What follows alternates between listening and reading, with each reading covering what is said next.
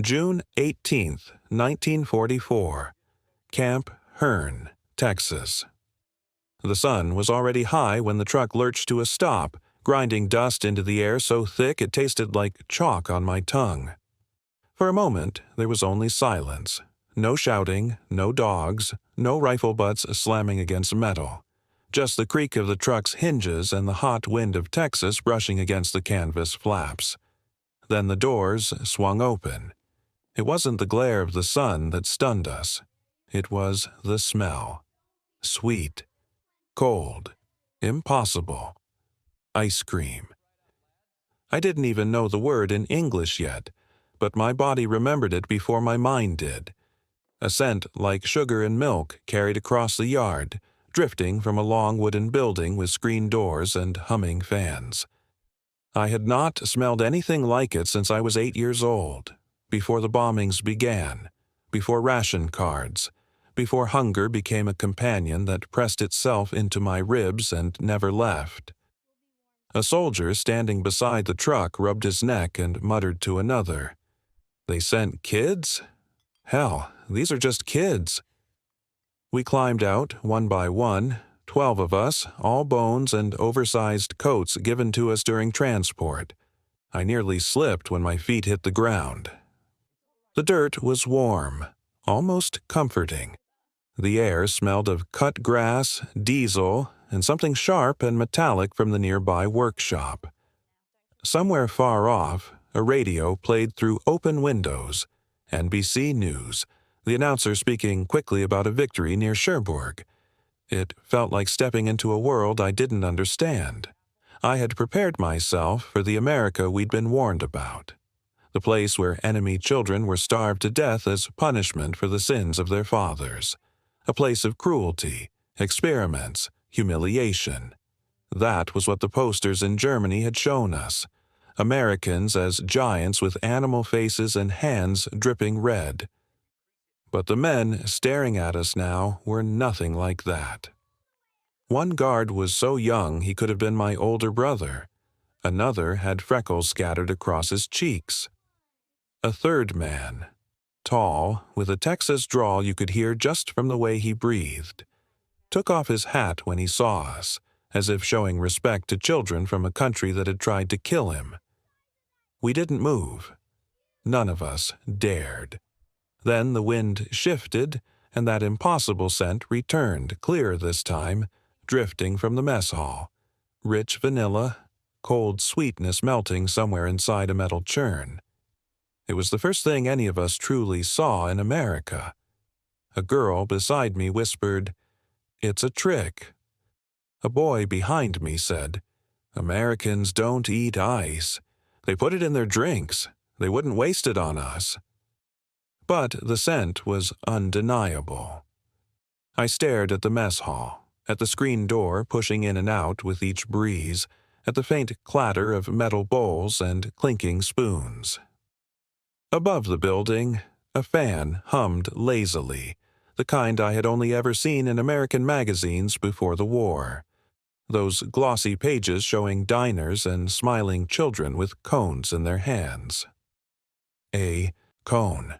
I could almost picture it. The soldiers didn't shout or push us forward. They just watched, puzzled, as if they'd expected a group of hardened prisoners and instead received a dozen frightened shadows.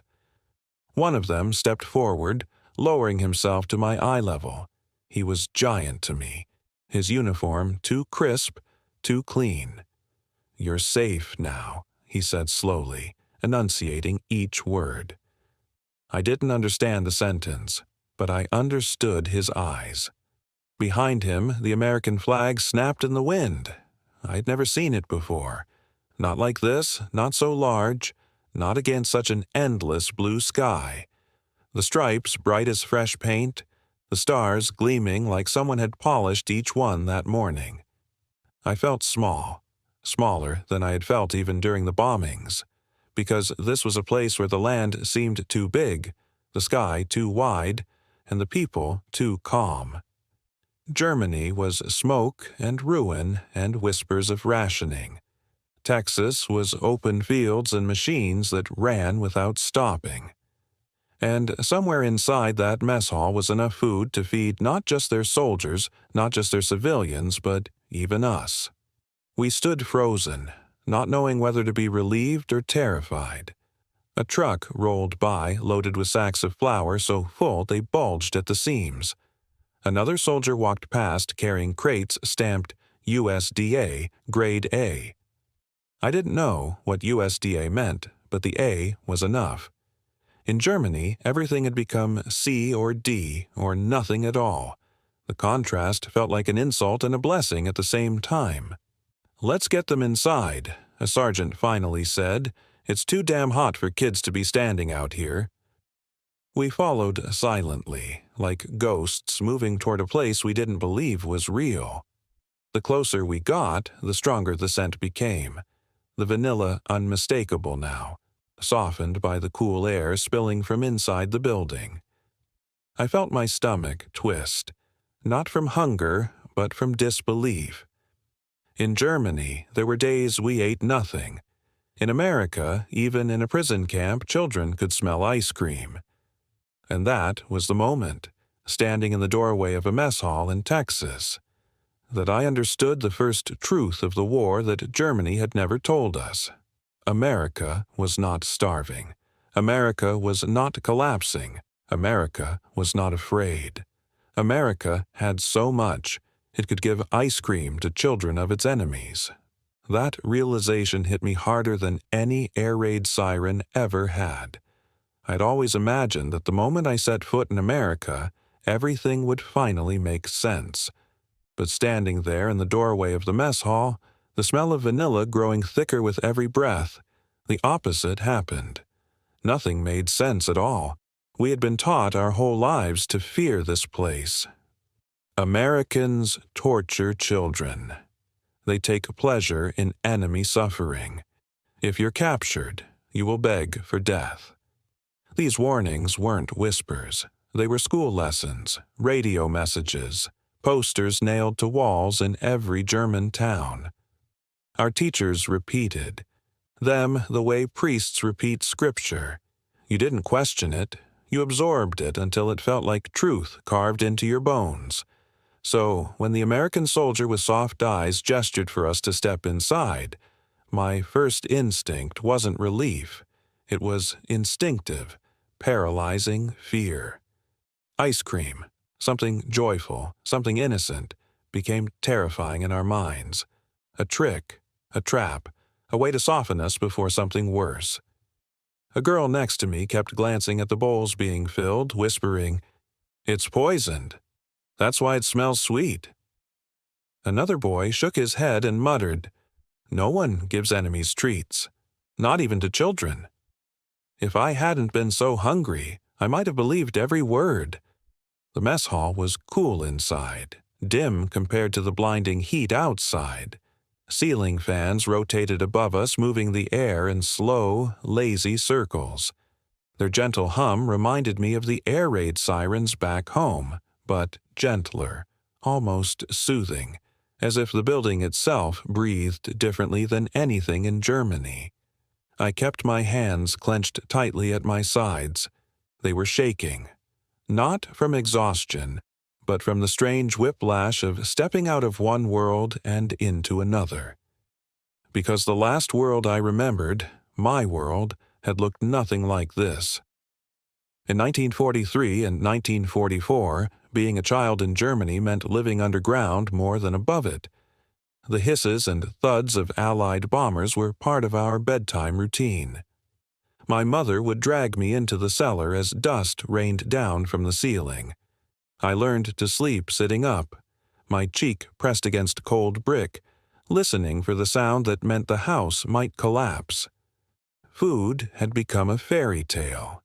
A slice of apple was a treasure. A spoon of sugar could make you cry. Bread was cut thinner and thinner until you could almost see through it. By the time I was captured, I had not tasted anything cold in years. I didn't remember the texture of cream. I didn't remember the feeling of eating until full. I didn't even remember what it was like to trust an adult. So yes, I was afraid. not of rifles or uniforms, not even of being hit, but afraid of hope, afraid of something good happening, because good things had not survived the war, not in Germany. I could feel the soldiers watching us as we hesitated near the entrance. Their faces showed confusion, pity, something like disbelief. A few exchanged glances with each other, clearly unsure what to do with 12 trembling, half-starved children who recoiled from the smell of dessert. One soldier, barely older than 16, scratched the back of his neck and muttered under his breath, "Hell, they're just skin and bones." Another tried to offer a smile, but it faltered halfway when he saw how frightened we were. I studied them with the careful suspicion children develop during war. Their uniforms fit too well. Their boots were new, not patched or resoled like the ones German soldiers wore. Their cheeks were full. Their arms were strong. They didn't look like men from a country being crushed by war. They looked like men from a country that had never missed a meal. And suddenly I felt ashamed. Ashamed of my clothes, my dirt, my thinness, my fear. Ashamed that we looked like proof of everything Germany had lost. We were marched toward a wooden table. The soldier with freckles placed a bowl in front of me. The metal spoon clinked lightly against the rim, an innocent sound that made me flinch. Inside the bowl was a pale mound, already starting to melt around the edges. Cold, white, sweet. Ice cream? My throat tightened. If it was poisoned, why would the Americans eat it themselves? If it was a trick, why would they look at us with those soft, almost parental eyes? If they truly hated us, why did they seem unsure of themselves, like they didn't want to do the wrong thing? That was the part I couldn't reconcile. Americans were supposed to be monsters, but monsters didn't look confused or gentle. A middle-aged sergeant stepped closer, folding his arms across his chest. He had a deep, steady voice that filled the room even when he wasn't shouting. "Let the kids eat," he said. Just that. Simple, firm, human. Not an order of punishment, not a threat, not the voice of an enemy drunk on victory. Just a statement of decency. It should have comforted me. Instead, it terrified me more. Because the moment the first child lifted a spoon to her lips and nothing bad happened. No collapse, no screaming, no punishment. I realized that something we had believed our entire lives might be wrong. And if that was wrong, what else had been a lie? The fear didn't vanish when I tasted the ice cream. It deepened. Because if the people we had been told to fear most were capable of kindness, what did that make us? What did that make Germany? What did that make the war? The Americans around us didn't understand the earthquake happening inside our small bodies. They only saw children eating ice cream for the first time in years, licking spoons clean, glancing around nervously as if waiting for permission to enjoy it. But inside us, a lifetime of propaganda was beginning to crack. And inside them, something else was happening too. They were seeing, not enemies, not symbols, not prisoners, but children. Children who had grown up in a world so harsh, so lacking, that even a bowl of melting ice cream made them tremble. And maybe that realization was the first small victory of mercy in a war built on fear. I had always thought fear would be the last feeling I carried into America. But kindness arrived first. Kindness, simple, ordinary, American kindness, delivered in the most impossible way. The enemy fed us dessert. That was the twist my mind could not absorb, even as the sweetness melted across my tongue. A taste that should have belonged to summer streets, birthday parties, and children who had never heard an air raid siren. A taste that felt like it had traveled across the ocean from another lifetime. One I thought I had lost forever. And then the moment became even stranger. A woman in a crisp white uniform stepped forward. Her hair was tucked neatly beneath her cap, and a stethoscope hung from her neck. She looked nothing like the female guards we had been warned about, those monsters from propaganda posters with cruel eyes and leather gloves. This woman had a smile. She took a spoon from a tray nearby, dipped it into the same bucket of vanilla ice cream they had given us, and lifted it to her mouth. "See, it's safe." She said it gently, slowly, like she was talking to children who had forgotten how to trust. And perhaps we had. The room seemed to exhale with her, as if even the walls relaxed.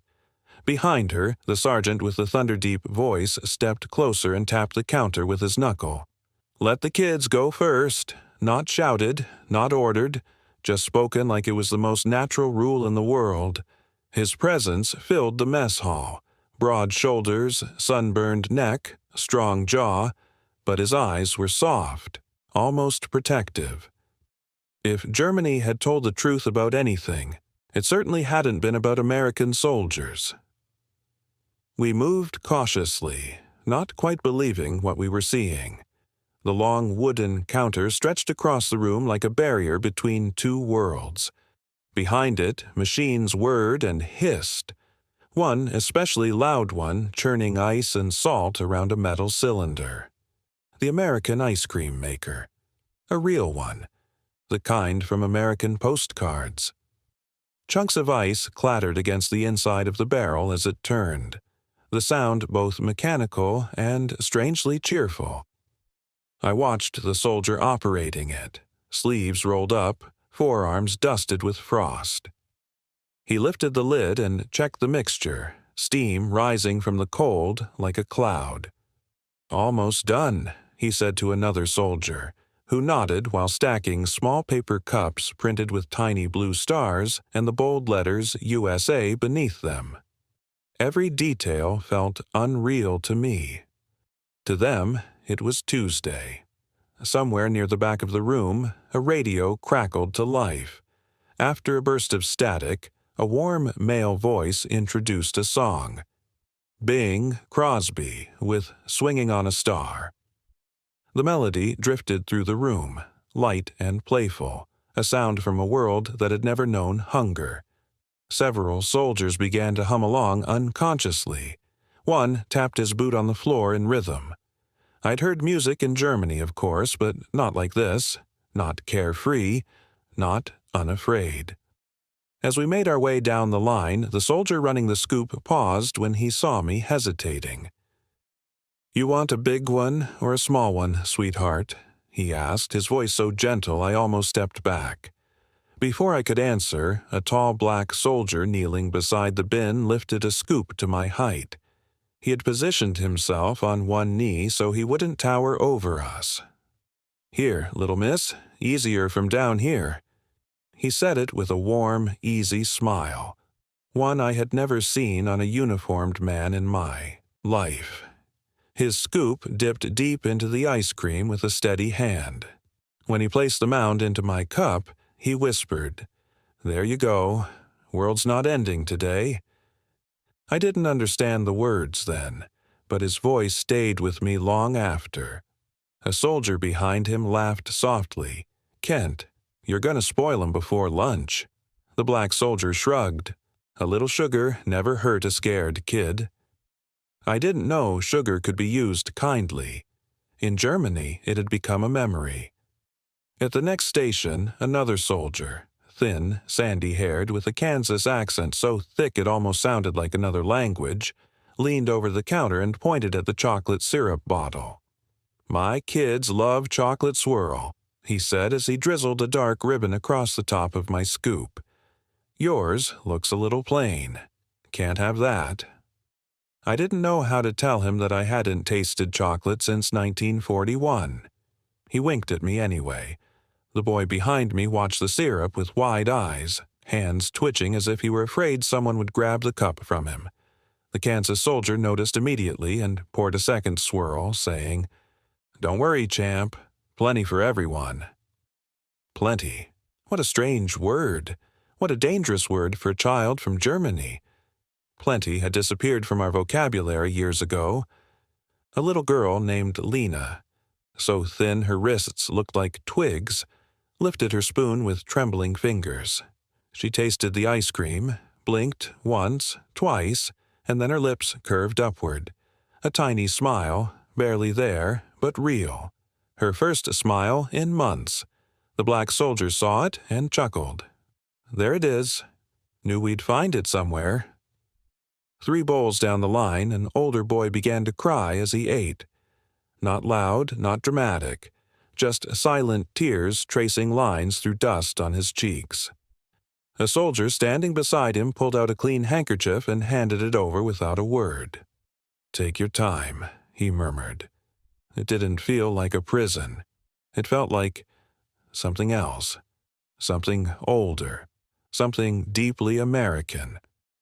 Men who had crossed oceans to fight were treating us, not as enemies, not as burdens, but as children who had been through too much. Kids first. Don't rush 'em. Give that little one extra. She needs it. These weren't the words of conquerors. They were the words of uncles, neighbors, fathers, men raised in a country that still believed kindness was strength. The radio played on, Bing Crosby's voice dancing above the clatter of cups and spoons. "Would you like to swing on a star?" A lyric meant for American children in safe towns with big green lawns and warm kitchens, but for a moment it filled our hearts too. I watched the soldiers as they worked. None of them looked bored or annoyed.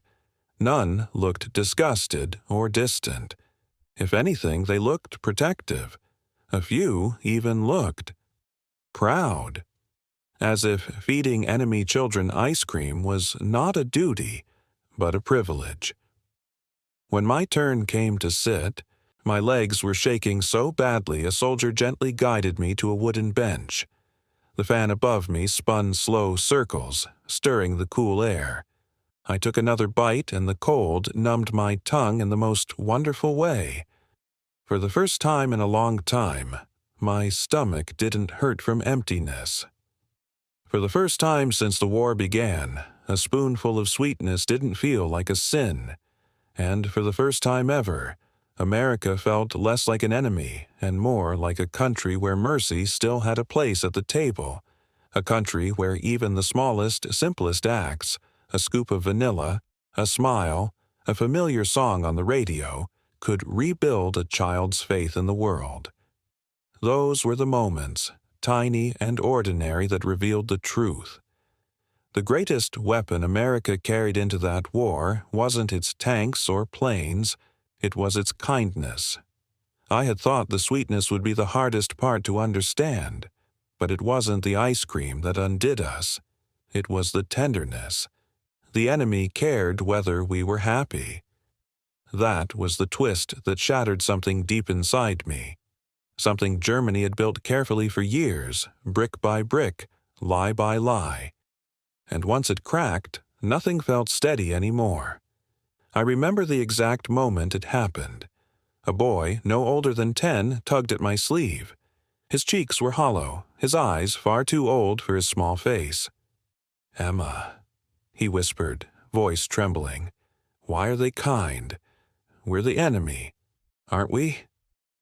I opened my mouth to answer, but nothing came out. Not a word, not a thought, not anything that made sense. Because I didn't know anymore.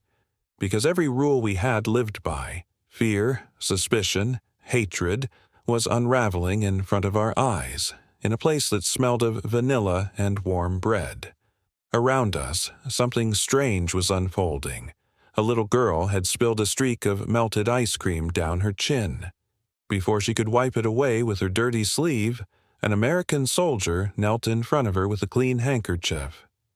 He dabbed her face gently like a father wiping his daughter after a messy breakfast. "There you go, sweetheart," he said softly. "All better." She stared at him as if he'd spoken magic. Across the room, another sergeant, broad-shouldered, sunburned, with hands so large they looked carved from wood, carried over a stack of fresh towels. He placed them beside us carefully, almost respectfully, as though he feared startling the very children his country was at war with. "Take your time," he murmured. "No rush." No rush. In Germany, everything had been rushed. Eat fast before the sirens, move fast before the bombs, pack fast before the next evacuation. Slowness belonged to peaceful people, to people with full stomachs and safe homes. Then I saw the black soldier, my black soldier, the one who had knelt to serve me ice cream, leaning against the doorway with his arms crossed. He wasn't laughing. He wasn't mocking. He was simply watching us with a warmth so honest, so gentle, that it made my throat tighten. He nodded when our eyes met, just a small nod. But it felt like a promise. The kindness in that room pressed on me like weight, not heavy like fear, but heavy like relief, like something inside me finally breaking open after being clenched too tightly for too long. My hands began to shake. I tried to steady the spoon, but the metal clinked against the cup. The sound echoed louder in my ears than it should have, as if the entire room had gone quiet for that one small tremble. Suddenly, my knees felt weak. The world blurred at the edges. Heat rushed to my face and tears filled my eyes before I could blink them away. I hugged the cup of melting ice cream to my chest and fell to my knees. Not because I was hurt, not because I was scared, but because the kindness was too much. I cried the way a child cries when she's been brave for too long, deep, ragged sobs that tore out of me in waves. Sobs I had held back in bomb shelters, in train stations, in cold basements, through nights when hunger gnawed at my stomach. I cried because I could no longer remember my mother's face with perfect clarity. Because I didn't know if my home still existed. Because I had spent so long expecting cruelty that tenderness felt like a blow. And because the men Germany had taught me to fear, the men I had pictured as monsters, were treating me as though I were their own child. I covered my face with my hands, ashamed of the noise I was making. But the black soldier moved toward me quickly, dropping to one knee again. He didn't touch me, not at first. He simply stayed there, kneeling beside me so I wouldn't feel alone. His voice came low and warm like a blanket pulled over shaking shoulders. "It's okay now. You're safe here. Eat, sweetheart." I didn't need to understand the words. The tone was enough. For the first time since the war began, an adult was speaking to me without fear in his voice, without urgency, without anger. He was comforting me. And that, more than the ice cream, more than the fans, more than the radio humming softly in the background, was the moment that truly broke me. Because I believed him. That was the part that hurt the most. Not his kindness. Not my tears, but the moment trust bloomed inside me like something fragile and forbidden. I looked up at him through blurred eyes. The light from the window framed him in soft gold. He had the gentle smile of a man who had helped many frightened children before, the patience of someone who understood pain he didn't speak about. "Safe," he repeated. I nodded, choking on a sob, and believing that word, believing him, brought more tears than anything else. Other soldiers noticed and grew quiet out of respect. One placed a hand on the black soldier's shoulder. Another set a cup of water beside me. None of them laughed. None treated my breakdown as an inconvenience. They stood guard around me, not as soldiers protecting a camp, but as men protecting a child's heart as it cracked open and tried to heal. I sat there for a long time, crying into that cup of half-melted vanilla. No one hurried me. No one demanded silence. No one told me to toughen up the way adults in Germany always had. The black soldier stayed at my side until my breathing steadied, until the shaking stopped. Only then did he gently guide my hand back toward the spoon, murmuring, "Try another bite. It'll help you feel better." And somehow, impossibly, it did. By the time I finished the cup, something fundamental had shifted inside me. A belief I'd carried across an ocean, one built from fear, propaganda, and survival, had begun to crumble.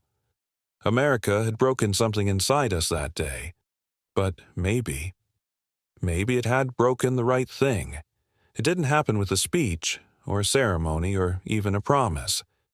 It happened with a bowl of melting ice cream and a soldier's quiet voice saying, "You're safe here." The moment we stopped fearing America wasn't dramatic. It was gentle, and that gentleness rewrote everything. For the rest of that afternoon, I stayed close to the black soldier who had knelt beside me. He didn't hover or press, just stayed nearby the way adults do when they know a child needs the presence of safety more than words. Every few minutes our eyes would meet, and he would nod as if reminding me that the world hadn't collapsed, that the kindness was real, not a trick of hunger. But the true change came later that night. Our barracks were nothing like the shelters we'd known in Germany. The wooden floors didn't shake with explosions. The walls didn't sweat with dampness from underground cellars.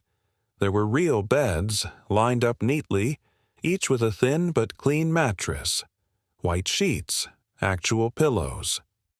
I touched the pillow twice before lying on it, afraid it would disappear like a dream. Across the room, children were settling in with nervous awe, unsure if they were allowed to rest. A soldier had shown us the water pump outside, cold, clear, more water than we'd had access to in months. And there were blankets folded at the foot of every bed, soft and smelling faintly of soap. A boy named Lucas climbed into his bunk and whispered loud enough for all of us to hear, "Americans treat us better than our own army." No one contradicted him, because it was the truth. We whispered late into the night, not about bombs or missing parents or hunger, not the topics that had filled our days for so long they felt like a second language. Instead, we whispered, "Do you think they'll let us stay? Do you think tomorrow there will be more ice cream? What if they're actually good?" The last question was forbidden in Germany. In Texas, it hovered in the air like dust caught in moonlight. I couldn't sleep until I pulled out the tiny notebook I kept hidden inside my coat lining. My mother had given it to me years before, telling me to write the truth, even if the world forgets it. By the dim light of a lantern, I wrote the first honest sentence I had dared to write in months. "A country that gives ice cream to its enemies cannot be the monster we were told to fear." I paused, staring at those words. They looked strange on the page, as if someone else had written them. But my hand wasn't shaking anymore. The letters were steady, confident. The truth had found its way onto paper. When I looked up, the black soldier was standing in the doorway of the barracks, arms crossed loosely, watching over us the way my father once had before the war hardened him. When he noticed me looking, he smiled and dipped his head in a silent good night. For a moment, I felt something I hadn't felt in years, safe enough to fall asleep. The days that followed only deepened the shift inside us. Morning brought hot oatmeal, warm milk, and bread so soft I pressed my finger into it to see if it bounced back. A soldier from Kansas showed us how to top the oatmeal with a drizzle of honey. Honey. I hadn't tasted honey since I was a child picking blackberries with my mother. Later, we were given chores. Small ones, easy ones, sweeping floors or helping fold laundry. Not forced labor, not punishment, but tasks meant to give us routine, stability, a sense of normal childhood we had forgotten. The soldiers joked with each other, played cards during breaks, told us about their families back home. One day, I overheard two of them talking outside the barracks. "Never thought I'd see German kids here," one said. "Kids ain't soldiers," the other replied. "We're fighting a government, not children." That distinction mattered, and I think, in some way, it saved us. Another moment came that changed me again. The same black soldier who'd comforted me crouched down beside a boy who had dropped his tray at lunch and burst into tears. Rather than scolding him, the soldier cleaned up the mess himself and ruffled the boy's hair. "Kindness is the real victory," he murmured under his breath, perhaps not realizing I had heard. Victory. Not measured in bombs or borders, but in compassion. I understood then why the children around me were changing so quickly. America wasn't winning us over with force. It was winning us with decency. One afternoon, as the sun was setting across the Texas fields, I stood outside watching the sky turn orange and pink. The air smelled of dust and distant cattle. The camp was quiet except for the hum of a Jeep engine and the static of a radio broadcast drifting from the guard tower. For a fleeting moment the war felt far away, too far to hurt me. A soldier walking past stopped beside me. He was older than the others, with silver at his temples and a wedding ring glinting on his hand. "Pretty, ain't it?" he said, nodding at the horizon. "Texas sunsets are something special." I nodded. He glanced down at me, then added, "World's a mean place these days. But at least here, we try to do right." I didn't fully understand his words, but I felt their weight. He wasn't talking about ice cream. He was talking about America, about the version of America that fed its prisoners, protected children of its enemies, and believed mercy was a strength, not a weakness. A version of America people still long for today. That night, as I settled under my blanket, I listened to the soft breathing of the other children and the distant hum of the generator outside. The barracks felt warm, safe, steady, like a home built from borrowed kindness. I lay awake thinking of everything I had learned in just a few days. I used to think childhood couldn't survive a war. But the final twist, the one that stayed with me long after the camp fences vanished, was this. It wasn't Germany that taught me how to be a child again. It was America. And that made going home the strangest heartbreak of all. The war ended with announcements crackling over radios, with soldiers cheering, with the Texas sky glowing brighter than I had ever seen it. For days, Camp Hearn buzzed with movement. Trucks arriving, documents stamped, uniforms traded for civilian clothes. The adults spoke of victory, surrender, treaties, borders shifting across Europe like pieces on a chessboard. But for us, 12 German children who had learned to sleep without fear for the first time in years, the news meant only one thing. We were going home, or whatever was left of home. The soldiers tried to make it easier. They gave us soft bread for the trip, tied our shoelaces for us, helped pack our small, mismatched belongings. They knelt to hug us goodbye, ruffled our hair, told us to be brave and stay safe. They spoke as though we were their younger siblings, not children of the country they'd been fighting. Before we boarded the transport truck, the black soldier, the one who had knelt beside me on that first overwhelming day, pressed something into my hand. A small metal spoon. Its handle was worn smooth from months of scooping ice cream. I stared at it, unable to speak.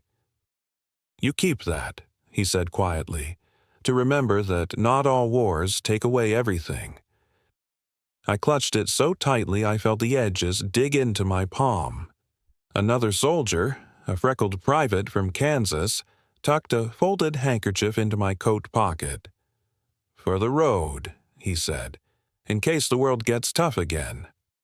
And then, just before we climbed into the truck, Private Miller from Ohio offered each of us one last paper cup filled with something cold, soft, and impossibly sweet. Vanilla ice cream. Our last taste of America before returning to the ruins of Europe. I ate mine slowly, letting it melt on my tongue, trying to memorize the feeling. Not the sweetness, not just that, but the safety that came with it. The certainty that, for a brief moment, kindness had outweighed the cruelty of the world. I carried 3 things. When we left Texas, a spoon, a handkerchief, and the memory of cold American ice cream on a hot day.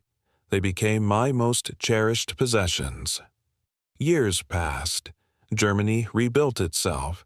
Children grew into adults, and memories that once felt unbearable softened into stories. When I eventually told my own children, and later my grandchildren, about Texas, they listened with wide eyes. They asked whether I had been scared, whether the Americans had been cruel, whether being a POW felt like punishment. I always shook my head and told them the truth. We thought America would destroy us. Instead, it fed us like its own. I told them about the spoon, about the way soldiers knelt to meet our height, about the songs drifting from radios, about the taste of root beer floats, about the night I slept through until morning without waking from nightmares. I told them how the greatest weapon America carried into the war was not its bombs or planes, but its mercy. Sometimes they asked why the soldiers had been so gentle. I never found a perfect answer, but I always said because they were Americans, and Americans believed kindness was strength. Now, decades later, I'm nearly 80. My hair is white. My hands tremble when I write, but my memories of Texas remain clear in a way nothing else does. When I see America on the news, divided, angry, uncertain, I feel a pang of longing for the country I met in 1944. The one that believed in decency even toward its enemies. The one that taught broken children how to smile again. A lighthouse of morality. A nation that showed its greatness through compassion, not cruelty. A place where mercy was not weakness, but triumph. People today sometimes ask whether I resent being taken prisoner as a child. I smile. I think of the soldiers who knelt to give us ice cream, of the soft beds, of the fan humming above me, of the first time someone told me I was safe, of the spoon that still sits in a drawer beside my bed. And I answer, no. America didn't imprison me. America saved me. Sometimes, late at night, I dream of that first spoonful of vanilla, cold, melting fast, sweet enough to hurt. In the dream, I'm 12 again, dust on my shoes, fear in my bones. And then the soldiers appear, gentle giants whose language I barely understood, but whose kindness I understood perfectly. I lift the spoon to my lips, and even 80 years later, the memory still tastes the same. Not like dessert, not like victory, but like safety. Safety. And a country choosing mercy over hate. Americans were not monsters. They were not cruel. They were not what Germany told us they were. They were human. Good. Strong in the way kindness is strong. Strong in the way we had never been allowed to imagine. And for the first time since the war began, I felt the smallest seed of hope. Not for victory, not for Germany, but for the possibility that humanity could survive even the worst the world could do. I closed my eyes and whispered the line I had written in my notebook earlier. A country that gives ice cream to its enemies must believe in something worth saving. And that night, in a quiet Texas barracks far from home, I let that belief become my own. I used to believe Germany and America occupied different universes. But the strangest truth revealed itself slowly, quietly in the days that followed. Life inside an American POW camp felt more normal, more childlike, than any life I had known in Germany. That was the twist none of us expected. Not freedom, not indulgence, but childhood, an experience the war had almost stolen from us. The mornings began with warmth instead of sirens. A soldier would tap gently on the barracks door, calling out, "Rise and shine, kids," in a cheerful voice that felt impossibly out of place for prisoners. Sunlight streamed through the windows instead of smoke. I would stretch under my blanket, feeling the softness of the pillow beneath my cheek, still amazed that it wasn't a dream. After breakfast, usually oatmeal or eggs, sometimes even bacon, we would gather outside the mess hall where a young soldier from Ohio named Private Miller would wait for us with a grin. "All right," he'd say, clapping his hands together, "today's English lesson. Everybody say apple." "Apple," we repeated, stumbling through the strange roundness of American vowels. He laughed, not mocking but delighted, and crouched down to show us a bright red apple in his hand. "This," he said slowly, tapping it, "is food. Good food. And in America, we share good food." Sharing food in Germany had become an act of desperation. Here, it was an act of generosity. After apple, he taught us home, family, friend, small words, safe words, words that carried the weight of everything we'd lost and everything America had unexpectedly returned to us. Sometimes, when the heat grew thick and heavy, Miller would bring out sheets of paper and teach us how to fold them into airplanes. "Every American kid knows how to do this," he said proudly, guiding my tiny hands through the creases. When I launched my first paper plane into the air, it fluttered above the dusty yard like a fragile bird. For the briefest moment, I forgot I was a refugee, a prisoner, an enemy. I felt like a child again. The boys quickly turned it into a contest, running after their planes, laughing in a way I had not heard them laugh since before the war. A sergeant watching from the sidelines shook his head with a smile.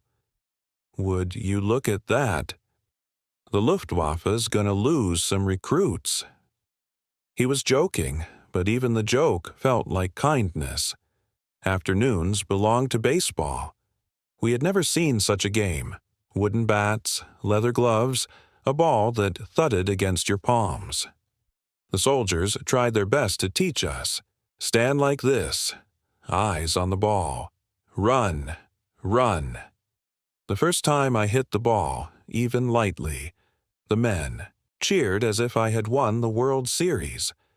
A soldier from Kansas lifted me briefly off the ground in celebration, then set me down gently with an embarrassed cough, muttering, "Good job, kid." Some nights we gathered outside to listen to the radio through the open windows of the guard tower. Swing music spilled across the yard, Duke Ellington, Benny Goodman, Glenn Miller. The wind carried the rhythm across the Texas fields, softening every hard memory inside us. In Germany, music had become a reminder of what we'd lost. In America, it became a reminder of what might still be possible. But the moment that most of us remembered best was the day we tasted a root beer float. Private Miller showed up grinning like he was hiding treasure behind his back. "You kids ever had one of these?" We shook our heads. He disappeared into the kitchen and returned with tall metal cups, the tops frosted with cold. One by one he poured in a dark, fizzy drink, root beer, and then placed a scoop of vanilla ice cream on top. The mixture bubbled violently, sending sweet foam over the edges. "This," he declared, "is heaven in a cup." We sipped cautiously. Then our eyes widened in wonder. The fizzy coldness, the creamy sweetness, the explosion of tastes that felt like happiness itself. One boy shouted, "It burns my nose," and the soldiers roared with laughter. A girl whispered, "It tastes like magic," and no one disagreed. Even now, decades later, I can close my eyes and recall that first sip, that perfect mixture of innocence and American abundance. Beyond the fences, life in America rolled forward with a strength we could barely understand. Trucks rumbled past carrying crates of goods stamped with factory names we couldn't pronounce. The air sometimes carried the scent of gasoline mixed with freshly cut grass. Every evening, soldiers lined up at the camp store to buy cigarettes, Coca-Cola, and postcards to send home. The Coca-Cola bottles were sleek and cold, sweating under the Texas sun. Soldiers would finish them with a satisfied sigh before tossing the empty glass into bins that clattered musically. Another sound that became part of our memories. When guards walked between the barracks, their shadows stretched long across the ground.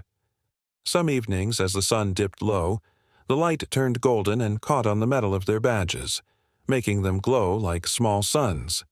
We saw GMC trucks, Army jeeps, and supply vehicles move in and out of the camp, each one a symbol of a country that knew how to build, how to organize, how to unite. The engines were loud and confident, machines that belonged to a nation unbroken by war. Sometimes soldiers talked to each other within earshot. "You buy your war bonds yet?" "Yep." My wife planted a victory garden. "Gotta do our part. Boys overseas need it." To a child who came from a collapsing homeland, those words were like glimpses into another universe. One where people believed they could shape the future with their hands instead of just surviving it. A universe where unity wasn't a dream, but a daily habit. And through all of it, the Americans' treatment of us never changed. Never cruel, never resentful, never dismissive. As one sergeant once said while handing out extra blankets on a cold night, "We take care of even our enemies, because we are Americans." I didn't fully understand the meaning then, but I felt it, every day, in every paper airplane, every baseball game, every lesson in English, every cold sip of Coca-Cola, every swing tune drifting across the camp at dusk. America wasn't winning our loyalty with speeches or ideology. It was winning our trust with childhood, the thing war had taken from us. And as those days passed, something else happened too. We began to imagine futures beyond fear. We began to see ourselves not just as refugees or prisoners, but as children again. Children living, laughing and learning inside a land of abundance that felt impossibly far from the ashes of Europe, a land that would follow us in memory and gratitude for the rest of our lives. I used to think childhood couldn't survive a war. But the final twist, the one that stayed with me long after the camp fences vanished, was this. It wasn't Germany that taught me how to be a child again. It was America, and that made going home the strangest heartbreak of all.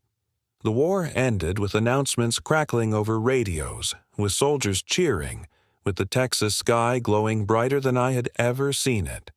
For days, Camp Hearn buzzed with movement, trucks arriving, documents stamped, uniforms traded for civilian clothes. The adults spoke of victory, surrender, treaties, borders shifting across Europe like pieces on a chessboard. But for us, 12 German children who had learned to sleep without fear for the first time in years, the news meant only one thing. We were going home, or whatever was left of home. The soldiers tried to make it easier. They gave us soft bread for the trip, tied our shoelaces for us, helped pack our small, mismatched belongings. They knelt to hug us goodbye, ruffled our hair, told us to be brave and stay safe. They spoke as though we were their younger siblings, not children of the country they'd been fighting. Before we boarded the transport truck, the black soldier, the one who had knelt beside me on that first overwhelming day, pressed something into my hand, a small metal spoon. Its handle was worn smooth from months of scooping ice cream. I stared at it, unable to speak. "You keep that," he said quietly, "to remember that not all wars take away everything." I clutched it so tightly I felt the edges dig into my palm. Another soldier, a freckled private from Kansas, tucked a folded handkerchief into my coat pocket. "For the road," he said. in case the world gets tough again. And then, just before we climbed into the truck, Private Miller from Ohio offered each of us one last paper cup filled with something cold, soft, and impossibly sweet. Vanilla ice cream. Our last taste of America before returning to the ruins of Europe. I ate mine slowly, letting it melt on my tongue, trying to memorize the feeling. Not the sweetness, not just that, but the safety that came with it. The certainty that, for a brief moment, kindness had outweighed the cruelty of the world. I carried 3 things when we left Texas: a spoon, a handkerchief, and the memory of cold American ice cream on a hot day. They became my most cherished possessions. Years passed, Germany rebuilt itself. Children grew into adults, and memories that once felt unbearable softened into stories. When I eventually told my own children, and later my grandchildren, about Texas, they listened with wide eyes. They asked whether I had been scared, whether the Americans had been cruel, whether being a POW felt like punishment. I always shook my head and told them the truth. We thought America would destroy us. Instead, it fed us like its own.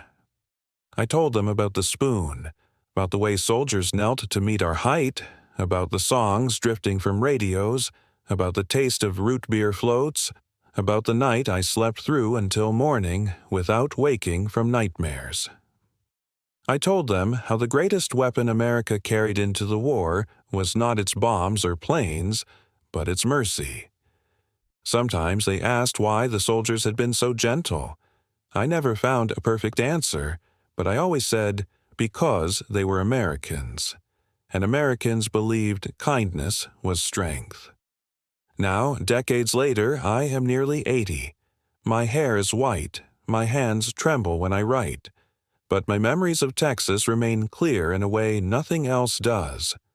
When I see America on the news, divided, angry, uncertain, I feel a pang of longing for the country I met in 1944, the one that believed in decency even toward its enemies, the one that taught broken children how to smile again, a lighthouse of morality, a nation that showed its greatness through compassion, not cruelty.